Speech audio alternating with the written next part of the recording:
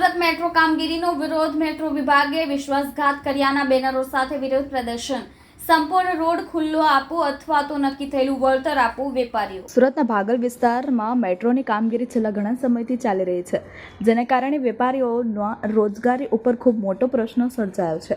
વેપારીઓના વળતરના મુદ્દે આજે મોટી સંખ્યામાં વેપારીઓ દ્વારા વિરોધ પ્રદર્શન કરવામાં આવ્યું હતું, જેમાં તેઓએ માંગ કરી હતી કે સંપૂર્ણ રોડ ખુલ્લો કરી આપવામાં આવે અથવા નક્કી થયેલા વળતર ચૂકવી આપવામાં આવે. બેનરો લઈને વિરોધ કરાયો. મેટ્રો વિભાગ દ્વારા જ્યારે વેપારીઓ સાથે બેઠક કરવામાં આવી હતી ત્યારે તેમણે આશ્વાસન આપ્યું હતું કે 10 મહિનાની અંદર આ સમગ્ર કામગીરી જે છે રસ્તાની તે પૂર્ણ થઈ જશે. તેમાં તેમણે કહ્યું હતું કે દિવોલની જે કામગીરી છે તે પણ પૂર્ણ કરવામાં આવશે. કુલ 85 જેટલી દિવોલ બનાવવાની આ સમગ્ર પ્રોજેક્ટ અંતર્ગત આ વિસ્તારની અંદર કામગીરી છે. જોકે અત્યારે માત્ર 55 જેટલી જ ડી-બોલ બનાવવામાં આવી છે. હજી પણ 30 જેટલી ડી-બોલ બનાવવામાં આવશે.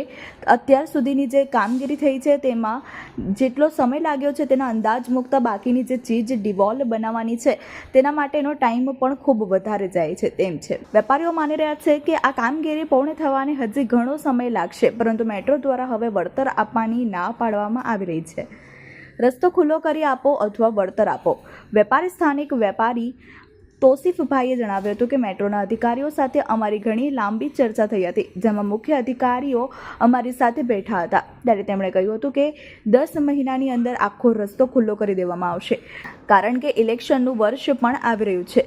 તેથી અમે ઝડપથી આ કામ પૂર્ણ કરવા માટે પ્રયત્ન કરીશું. જે તે સમયે વળતર ચૂકવવામાં આવતો હતો, પરંતુ 10 મહિના પૂર્ણ થઈ ગયા બાદ કામ ન પૂરું થતાં અમારા દ્વારા ફરીથી રજૂઆત કરવામાં આવી હતી, જેને પગલે બીજા 9 મહિનાનું એક્સટેન્શન કરી દેવાયો હતો.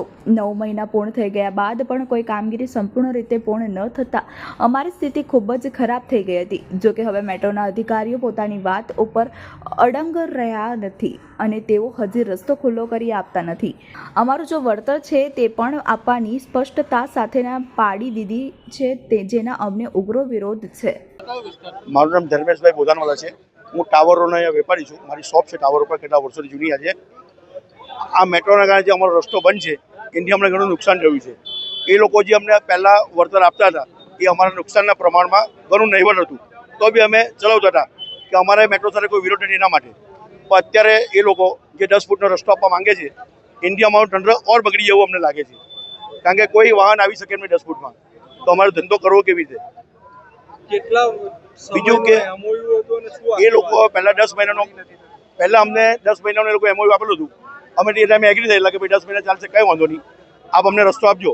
ત્યાર પછી કામ પૂરું થયું નહીં એટલે બીજા 19 મહિના લોકો વધાર્યા. હજુ એ લોકો કેટલું વધારે એ અમને ખ્યાલ નથી ને. એ લોકો લેખિતમાં કોઈ અમને જગ્યા આપતા નથી કે અમે આટલા વર્ષ કામ કરશું, આટલા મહિના કામ કરશું. ટોકન કેટલા પૈસા આપવાની વાત હતી? ટોકન એટલે નજીવી એ લોકો અમારે એમઓયુમાં નક્કી કર્યું હતું કે નજીવી રકમ અમને મળતી હતી.